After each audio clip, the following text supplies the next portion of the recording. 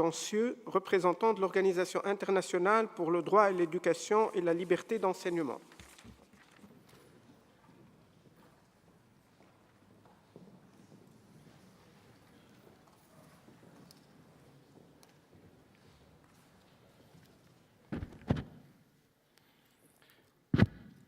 Madame la présidente de la 39e conférence générale, Madame la directrice générale, Excellences, Mesdames et Messieurs, cette déclaration orale est aussi soutenue par GESI, New Humanity, OIEC, BIS, AEF Lib et les chaires UNESCO de l'Université de Bergame et de La Rioja. Notre intervention porte sur la partie du rapport de la directrice générale concernant les activités de l'UNESCO dans le domaine du droit à l'éducation.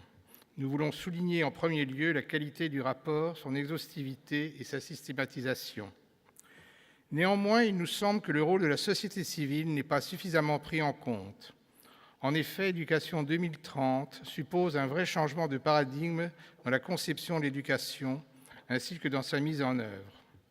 Ce changement a bien été mis en lumière par l'excellent rapport « Repenser l'éducation vers un bien commun mondial ».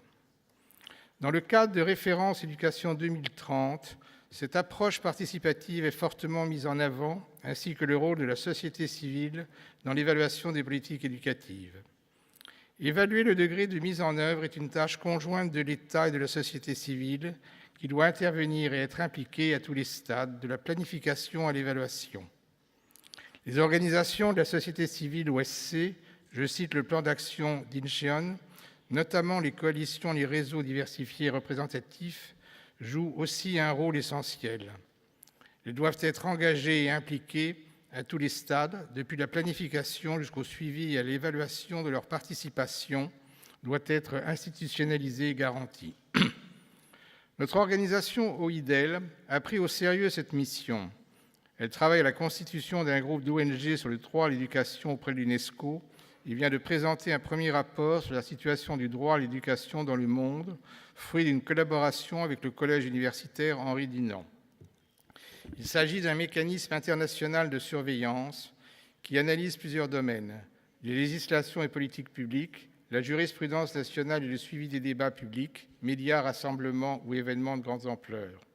Ce premier rapport regroupe 42 pays déclinés en une fiche. Chacune résume les nouvelles concernant les 3 domaines ci-dessus. Le rapport comporte aussi une vision d'ensemble globale. Les informations proviennent de sites officiels de l'État ou de médias en ligne.